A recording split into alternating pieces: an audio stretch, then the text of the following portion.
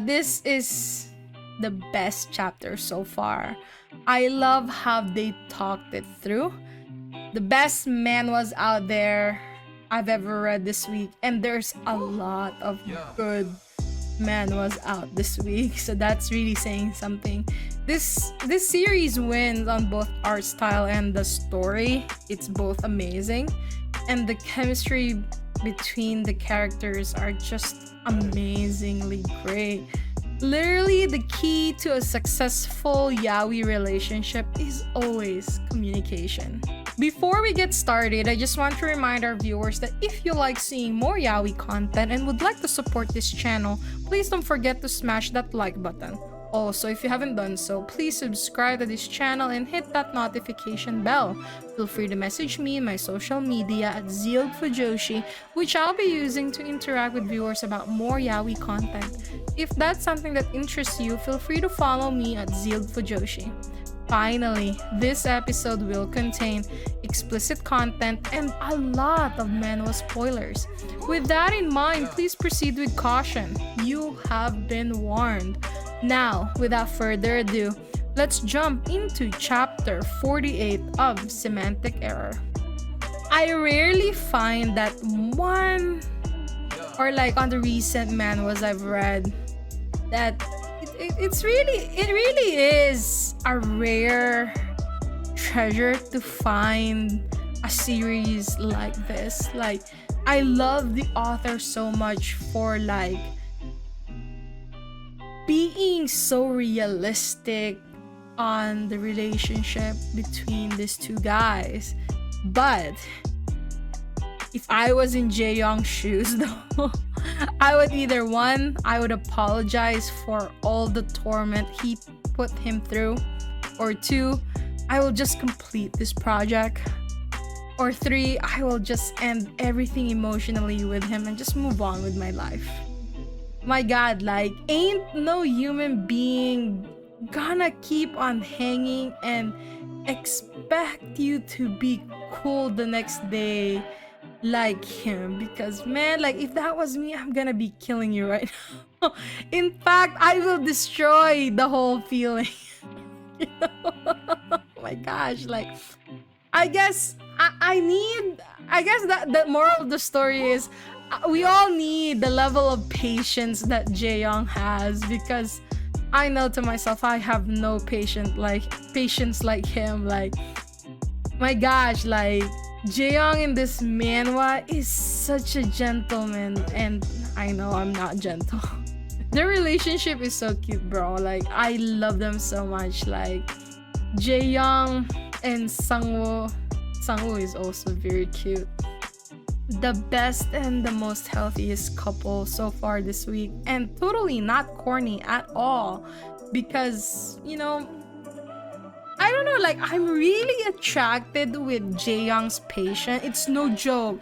His commitment to like Sangwoo is so insane. Like, I think I'm not the only one who's gonna say like we all need a Jaeyoung in our life. And you know, this manhwa, they don't rush anything, and the communication to solve their problem, it's so realistic. And like, you know, I've read my fair share of boys love and yaoi, and it's so rare to see a healthy couple who communicates like a normal person or a normal couple and respect each other's boundaries like Jaeyoung and Sangwoo. And that's probably one of the reasons why I really love this series. Like, I don't think though, I think that for the problem that they're trying to solve, I don't think that Jae has any other option but to really have a healthy communication, because, you know, Sangwoo is a complete shut-in. Like, you know, he makes sure that there's really nothing for Sangwoo to work on aside from the whole communication thing. So, you know, I really want to say like Jaeyoung is the only red hair dude that I know in any boy's love that I'm reading right now who's not a total red flag, because he is so mature with Sangwoo, and they just talk and have a conversation about their issues. And really, like, this couple is a completely perfect example on why communication is so important in a relationship. And you know,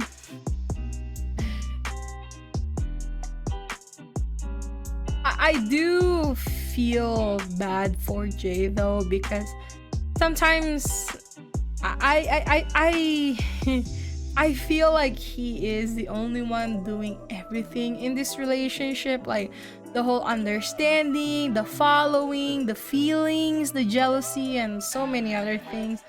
And he is just so good for him. Like, you know, Sangwoo, who doesn't even give a damn after everything that he has done. And Sangwoo does come off a little bit like very selfish, but you know, like Jay is just the best in handling. I think they're a match made in heaven. And you know, Jay really wants this relationship badly, and he understands, like he has to understand that Sangwoo is very inexperienced and very insecure, that if he wants to have an active relationship, you know, with him, like he needs to be very understanding, and he cannot try to force Sangwoo to stay with him, because you know, it's not, he has already thought it through that it's not gonna end well, you know. Man, like Jay's situation in this series is so unusual, like the whole challenging himself, and like I don't think I really don't think that I really don't think that they're compatible, but I guess that incompatibility is what makes them really cute, because like look at how they talked about their issues in this chapter. Like they're discussing it as if they're talking about a business plan, you know. I have huge respects for the author of this manhwa. Like, this is so different from the other boys' love that I'm following right now. It's so realistic on showing how relationship between two adult men really work. It's not, you know, it's not give and take kind of thing. Like, this series really has a reason to be a favorite for a lot of us. Like it's not a stereotype, you know, gender bender kind of, you know, series like the others. So, this series actually gives me the vibes of the, what's the name of that series? Love Tractor. Another super healthy yaoi series that, you know, gives me the giggles all the time. Like I love that series, but I don't think that Jay is gonna be the bottom in this relationship. Just like what happened in Love Tractor. If you guys ever read that series, if you haven't, sorry, I just spoiled you the whole ending of that series. Oh my god. Anyway, like even though the way that they're talking right now, like it kind of seems like it's gonna head that way,